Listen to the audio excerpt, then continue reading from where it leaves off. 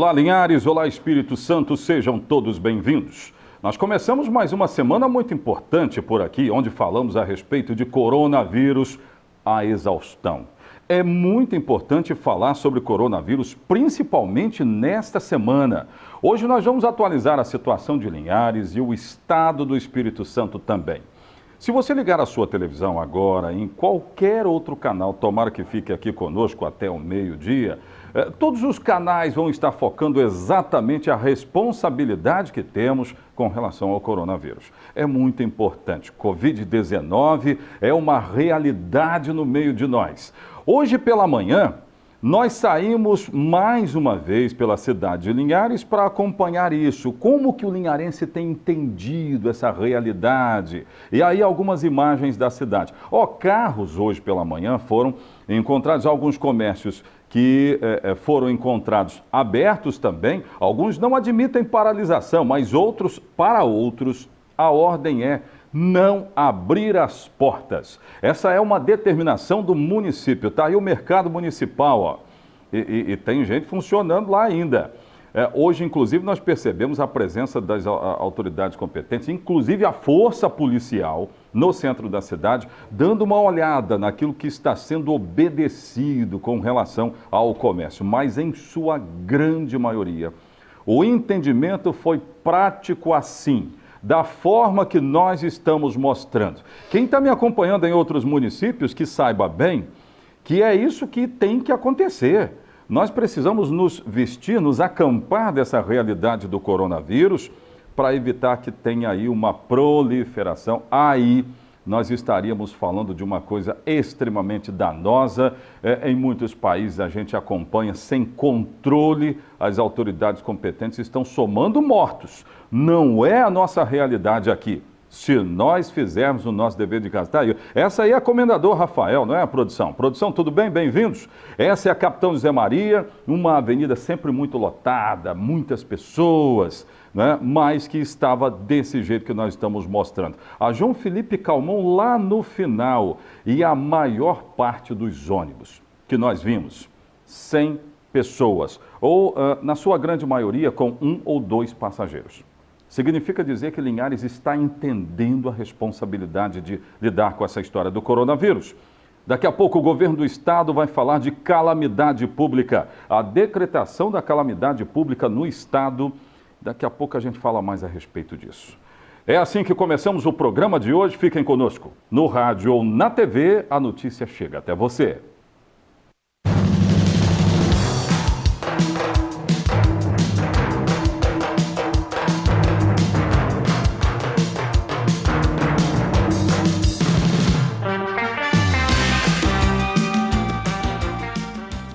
Interaja conosco nas redes sociais. Sabe o que eu quero? Agora eu quero desafiar a você que está em casa, de fato está em casa. Faz um vídeo seu, na sua casa, com a sua família e manda para nós aqui. Nós vamos mostrar o seu confinamento para o bem de todos, é bem verdade, não é?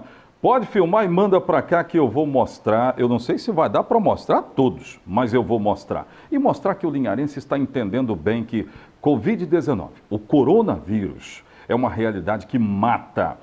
Nós temos imagens aí de dentro de um dos nossos carros. Nós fomos às ruas para ver exatamente, para saber de movimentações. E aí a gente percebe BR-101, margem é a Samuel Batista Cruz, para quem está fora da cidade nos acompanhando. Essa avenida sempre está muito lotada, principalmente no horário que nós fomos lá para verificar. A Getúlio Vargas, para quem já entra para o centro da cidade, mais a lateral, não é o miolo do centro da cidade, mas veja, pouquíssimas pessoas, poucos carros, a movimentação é sempre muito maior. E essa aí é a Comendador Rafael. Aí nós já estamos falando do centro populoso, financeiro, o coração financeiro de Linhares, que está com carros, mas poucas pessoas transitando. Exatamente esse é o objetivo da Prefeitura Municipal e das autoridades em saúde. Eu já tenho o governador do estado aí, gente? Já tenho o governador do estado? Ainda não. Daqui a pouco nós vamos trazer. Então, enquanto a produção prepara ali o governo do estado, eu quero mostrar a UPA do bairro Shell. E explicar o seguinte. Alguém me disse, olha, inauguraram a UPA do bairro Shell. Não, gente, não inauguraram. Isso não é uma inauguração, isso é uma emergência. O município está utilizando as dependências, olha aí, imagem de hoje pela manhã. Já está, inclusive, recebendo aqueles casos que são suspeitos para o coronavírus. Veja aí, os funcionários estão já atendendo a casos suspeitos de coronavírus. Como disse a própria Prefeitura Municipal, é um estado de sentinela mesmo, né? Todos ali à disposição exatamente para lidar com essa história do coronavírus. Então não tem inauguração da UPA do bairro Shell, não há o que se falar disso. O atendimento será de fato 24 horas, mas para aquelas pessoas que estão suspeitas do coronavírus, tá bom? Já tem o governador? Então vamos lá. Projetos que vão ser levados para a Assembleia Legislativa tratando de emergência para coronavírus. Põe no ar. Antes de falar dessas decisões, eu quero reforçar uma posição que eu tenho afirmado aqui nesses últimos dias. O trabalho que a gente fez até agora de isolamento social, pedindo às pessoas para que parem de circular, tomando as decisões de fechar uma parte do comércio, tomando as decisões para que a gente possa reduzir a mobilidade e a circulação das pessoas, tem produzido efeito. Então, quero agradecer muito as pessoas que estão compreendendo que este isolamento é necessário para que a gente impeça a contaminação pelo vírus. Então é muito importante isso. Muito obrigado às pessoas que estão compreendendo isso, para a gente diminuir o impacto no sistema de saúde e o risco às pessoas. Então isso é fundamental.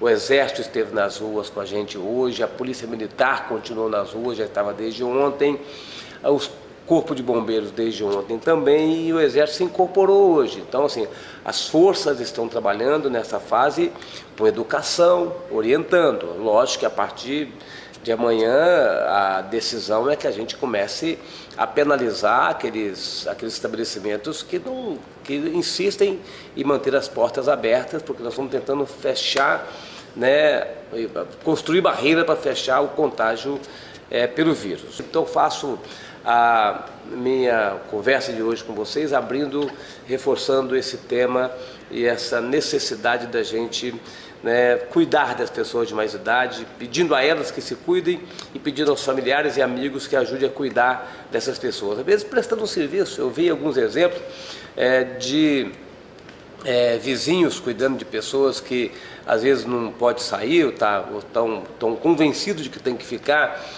nessa quarentena. Então um vizinho mais jovem que não está no grupo de risco vai fazer uma compra, vai na farmácia, vai no supermercado para poder ajudar essas pessoas. 4 projetos de lei que vou encaminhar à Assembleia Legislativa. Esses 4 projetos de lei estão relacionados à mensagem que vou encaminhar à Assembleia, pedindo que a Assembleia decrete calamidade pública.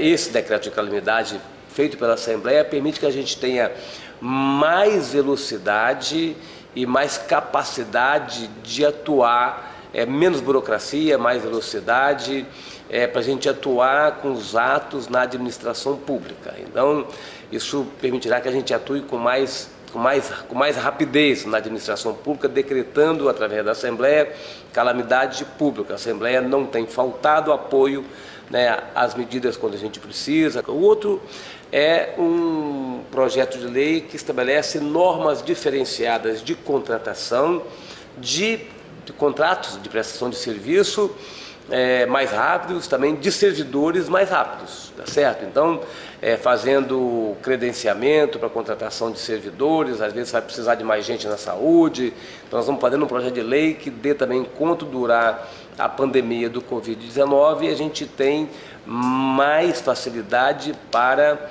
a contratação de servidores e a contratação de prestadores de serviço e de equipamentos. Então, um projeto de lei específico para dar as regras para os gestores nesse momento de crise que a gente está vivendo. E um outro projeto de lei, que tem o objetivo da gente reduzir as nossas despesas pela redução da receita, que é a redução de 22% da contribuição do Estado no fundo previdenciário para 14%. Os servidores hoje contribuem com 14% do fundo previdenciário, o Estado então contribui com 22%, vai passar a contribuir com 14%. Isso tem duas justificativas. A primeira justificativa é que os militares, policiais militares e bombeiros, hoje tem um sistema de proteção social, então eles não são mais do fundo previdenciário, e eles contribuíram nesse tempo com o fundo previdenciário, então eles saíram de lá, e o Estado agora é que banca diretamente as suas aposentadorias, então ficou um saldo lá, que isso pode ser, a decisão de agora compensa o saldo que ficou lá, de 22 para 14 a redução, isso produz uma economia para o Estado numa hora que nós estamos perdendo muita receita. A outra decisão, outra proposta, vamos encaminhar à Assembleia, é que nos autoriza a fazer reversão de fundos. O Estado tem diversos fundos vinculados a um órgão ou outro, e se for preciso a gente pode reverter esses fundos para o Caixa do Tesouro, só se houver necessidade dessa reversão, mas vamos então encaminhar o projeto de lei que permite, que dá ao Estado a autorização de fazer a reversão desses fundos. Muito bem, decisões importantes que estão sendo tomadas pelo governo do Estado. O Messias da Serra, Grande Vitória, obrigado, Messias, sua audiência é muito importante aí na Grande Vitória. Ele está perguntando aqui o seguinte, olha, determinaram aí cortar salários, suspender contratos, e dos políticos, olha, eu não saberia te responder por que é que uma decisão dessa não foi tomada. Tá bom, Messias? Mas eu quero agradecer a sua audiência, você interagiu conosco e é sempre muito bom interagir com todos. A Taislane, ela está perguntando o seguinte, vem cá, oficina mecânica, será que vai fechar também? Tem que fechar? Olha, a recomendação do município é para que o comércio feche, exceto aqueles que não admitem paralisação. Então, muito importante, a Taislane, obrigado por ter interagido conosco. Daqui a pouco, nessa câmera aqui, daqui a pouco eu vou atualizar os casos suspeitos, casos notificados para positivo no município de Linhares. Trago aos estúdios o Dr. Fernando Pandolfi, que vai interagir com a comunidade linharense. E o assunto, é claro, não poderia ser outro, é o coronavírus. Eu volto já.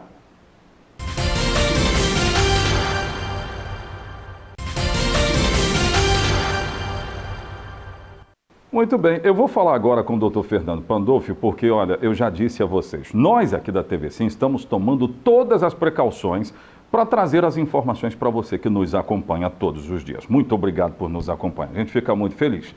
Por exemplo, olha a distância que está o Dr. Fernando Pandolfi de mim, tem o quê? Tem uma linha métrica aqui, né, produção? De 1,5 metro, exatamente para dar exemplo para você que está em casa, tem que tomar uma distância, tem que ter uma distância, e nós vamos aproveitar o máximo do nosso tempo aqui para responder a sua pergunta, a sua dúvida. Doutor Fernando, tudo bem? Bem-vindo ao programa Ronda. Tudo bem, o cumprimento é daquele japonês, né? Isso, muito bem. É um prazer estar aqui. Até o japonês vai poder lidar com o coronavírus, então. Espero que eu possa ajudar, né, em algumas questões. Estou aqui à disposição. E eu quero já aproveitar o seguinte, HGL. Eu mostrei agora há pouco a UPA do bairro Shell. Coloca de novo imagem para mim. A UPA do bairro Shell, que começou a atender exatamente nesta segunda-feira, mas nós não estamos falando de inauguração.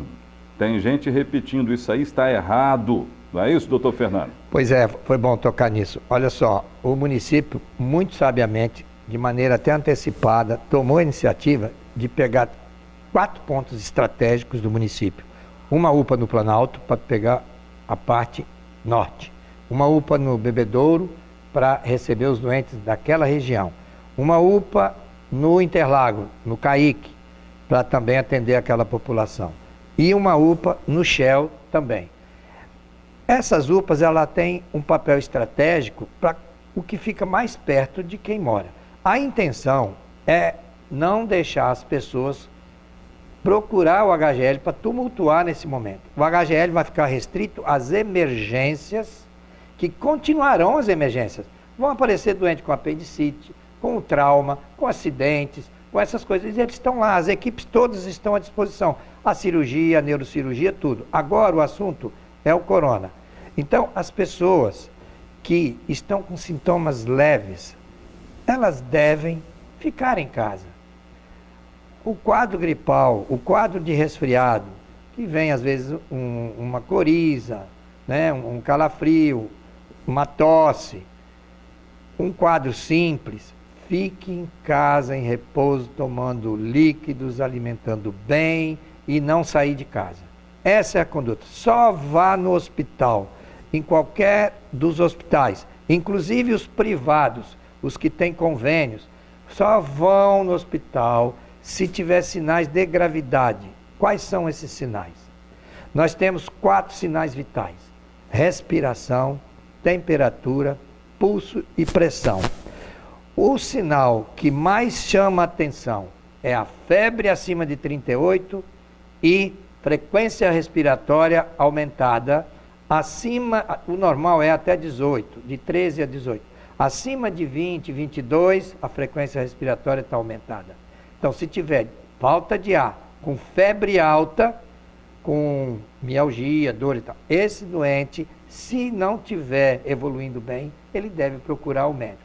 Por quê? Se todos que tiver um resfriado ir lá no pronto-socorro, ele vai correr o risco de contaminar quem levar, vai contaminar quem estiver lá e pode, às vezes, se não tiver nada, acabar adquirindo de alguém que está lá. Então, fique em casa, o lugar melhor, fique em casa se estiver bem. Se tiver sinais de gravidade, como febre alta, tosse seca, dor torácica e falta de ar, esse quadro merece ser visto. Então, procura uma dessas unidades. Se for lá perto de Bebedouro, vá em Bebedouro. Se for no Interlago, vá no Caique. Se for na região perto do Shell, vá na unidade do Shell. E se for na região de Canivete e tal, tem o Planalto à disposição.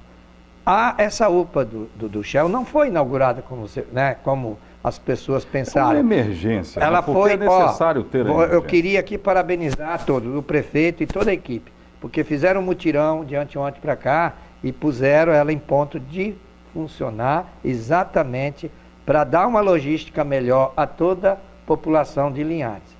E ficou muito bom, eu gostei muito, estive lá hoje, ontem eu acompanhei tudo, eu estou passando nas unidades para ver o movimento, e eu estou gostando de como a coisa está sendo conduzida, eu pessoalmente e eu como médico. Muito bem. Gente, olha, eu quero atualizar aqui os números do último boletim da Prefeitura, eu tenho aqui esse último boletim, e antes de chamar o intervalo comercial, o doutor Fernando vai analisar se nós estamos bem, se nós estamos no caminho certo para tratar isso. Olha só, o último boletim, doutor, diz o seguinte: 52 casos notificados, 2 confirmados. A última vez que eu estive aqui, nós falamos de um caso. São 2 confirmados, 23 foram descartados e 27 casos são considerados suspeitos. Nós estamos entrando na segunda semana nesse confinamento, né? As pessoas não estão indo para as ruas. Significa dizer, através desses números, que nós estamos no caminho certo ou ainda não dá para dizer isso? Eu acho que nós estamos no caminho certo e a nossa intenção é, quando passa pela enfermagem, depois passa pelo médico e o médico analisa, baseado nos sintomas e na gravidade, ele vê quem vai fazer o exame, quem vai descartar H1N1, dengue e tal, porque nós temos que pensar que as outras doenças ainda existem. Então, às vezes, você tem que descartar essas também. E orientar em relação ao estado que a pessoa está, se ela está no estado grave. Então, esses exames, eles não têm como fazer de todos, porque nenhum lugar do Brasil tem condições de ter exame para fazer de toda pessoa que chega resfriada, mas se ela estiver dentro do quadro onde evolui com gravidade, principalmente respiratória, ele é colhido o material, se precisar também o exame de sangue, e em caso de necessidade vai para o HGL radiografar se for preciso. Felizmente esses casos que vão para esse caminho não são poucos, né? E a gente está fazendo essa triagem, fazer de quem você acha que precisa. Não tem como fazer de todos ainda.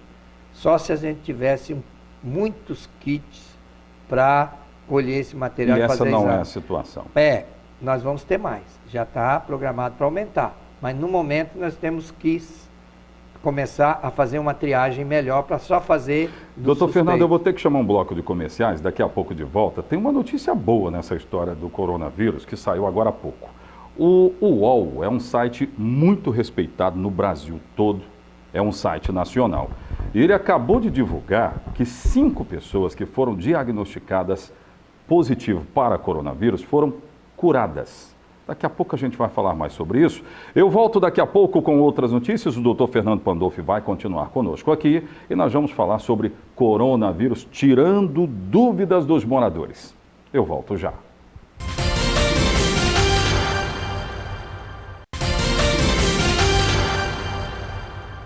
Gente, muitas perguntas chegaram, vou tentar atender ao máximo as perguntas que chegaram aqui sobre atendimentos, onde é que eu vou. Daqui a pouco a gente vai falar sobre isso, eu vou voltar com o doutor Fernando que vai responder a perguntas. Eu quero mostrar a Rede Descontão na subida para o mercado municipal. Tem ofertas, tem promoções valendo para hoje na Rede Descontão. Essa aí, Maxivit, uma boa, aumente a imunidade, vai lá na Rede Descontão e aproveite. Essa oferta ainda está valendo nesta semana. Olha, combate ao coronavírus está acontecendo aqui na cidade de Linhares e, enquanto isso, o crime não parou de acontecer. Homicídios registrados que estão sendo investigados pela delegacia, 16ª Delegacia Regional da cidade de Linhares, e também teve caso em Soretama. Ontem nós tivemos registro em Soretama de mais um homicídio. Teve registro também na cidade de Linhares, a produção inclusive vai colocar algumas imagens aí que nós temos, que são imagens flagrantes de moradores que estão preocupados com essa história toda. Temos imagens aí, pode colocar no ar, pode colocar que eu vou identificando aqui. A 16ª Delegacia, esse rapaz é morador de Soretama e ontem à noite ele acabou sendo assassinado em Soretama. Existem poucas informações a respeito das investigações deste crime, mas aconteceu ontem à noite no centro da cidade soretamense. Nós tivemos aqui informações do prenome dele, o prenome deste rapaz, que foi assassinado em uma das avenidas ali do centro da cidade. O prenome é Eduardo, muito conhecido lá naquela região de Soretama. A polícia está investigando, portanto, ainda não anunciou prisões a respeito. Aí no bairro Shell, a nossa reportagem também recebeu informações de um homicídio registrado. Isso aí é uma imagem ainda lá de Soretama, ó. Ainda imagem de Soretama. No bairro Shell, a polícia registrou o assassinato de um homem de 30 anos e já tem identificação dele. É Frank Anésio Rosa, que foi assassinado com 15 tiros. O assassinato aconteceu na Avenida Washington Luiz, que fica no bairro Shell. A polícia ainda está investigando, também não tem informações, não anunciou prisões. Na última sexta-feira, nessa câmera aqui, na última sexta-feira, um homem que estava trabalhando para uma empreiteira que presta serviço para a Prefeitura Municipal foi assassinado. A nossa reportagem esteve no local. Veja aí. Em meio à pandemia do coronavírus, a população formou uma aglomeração no bairro São José. O motivo? Um homicídio à luz do dia. Era por volta de 1h20 da tarde, à luz do dia. Um carro parou aqui nesta rua, um homem desceu do carro e efetuou vários disparos contra a vítima. O crime aconteceu na Avenida Vereador Vilmo Vitório Guizani, próximo a um posto de combustíveis. Franco Charles Xavier Barbosa tinha 45 anos e era auxiliar de serviços gerais. Ele estava trabalhando, fazendo reparos no meio-fio, quando foi atingido por vários disparos e veio a óbito no local. Franco já teve envolvimento com o tráfico, cumpriu pena e estava tentando retomar a vida. A vítima deixou 2 filhas. Muito bem, casos que ainda estão sendo investigados. Vamos voltar a falar aqui do coronavírus, doutor Fernando Pandolfi. Jaqueline, que é do bairro Santa Cruz, ela está perguntando o seguinte: eu sou do Santa Cruz, eu devo me deslocar à UPA lá do bairro Shell porque a minha avó está com dor, está com tosse seca. E aí, o que dizer para Jaqueline lá do Santa Cruz, hein? Bem, a tosse seca, simplesmente tosse seca, não fecha o diagnóstico que precisaria ir para uma unidade de saúde, porque tem o Planalto e tem o Shell. Então ela deve se deslocar ao Planalto. Ao Planalto, se for mais perto, né? E porque o que a gente tem focado mais é febre alta com tosse, falta de ar, né? E às vezes ainda outros sintomas gripais, que seria mialgia, cefaleia e etc. Se não tiver a febre alta e a falta de ar, a tosse, não fecha bem o diagnóstico que a gente gostaria que só deixasse para procurar se acontecesse isso, febre alta com falta de ar. Tem uma outra aqui, doutor, vamos lá. Então, esses casos, se puder manter em casa, com cuidado, é melhor. Mas se piorar, eu acho que deve levar. Mas, por enquanto, em casa, quietinho, ainda é a melhor opção. Muito bem. A Lisiane Bermudes, do Jocaf 2. Nós falamos a respeito da vacinação. Estou correndo assim porque nós temos que finalizar, né? Ela está dizendo o seguinte: para que serve essa vacina?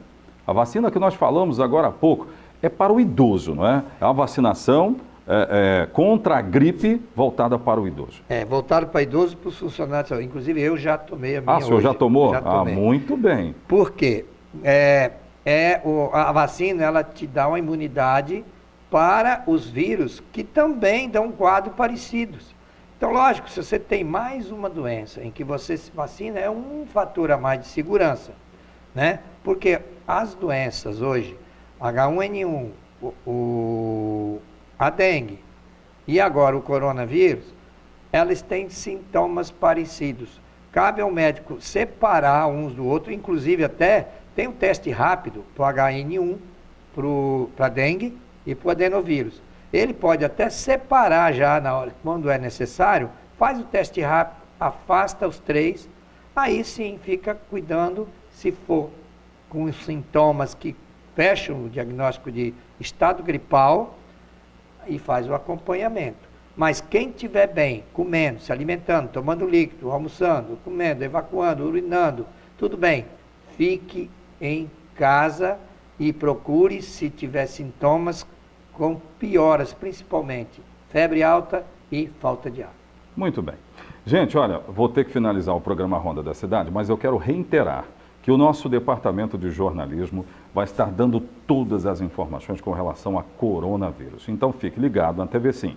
Dizer para você que vai nos ver às 19h30 que desconsidere essa informação, porque às 18h30 elas podem mudar. Né? Na hora do programa, de repente, elas já são outras. Mas ao longo do dia, você que vai rever, inclusive nas redes sociais, está valendo tudo aquilo que a gente está dizendo aqui. Mas os boletins estão sendo divulgados sempre à noite também. Então, fique ligado nisso. Mas um abraço a todos que me veem sempre às 19h30.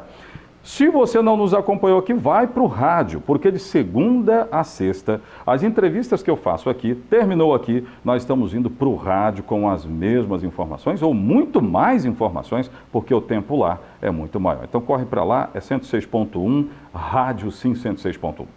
Programa Ronda fica por aqui, quero agradecer ao Dr. Fernando, o Ronda volta amanhã. Um abraço, até amanhã. Tchau, tchau.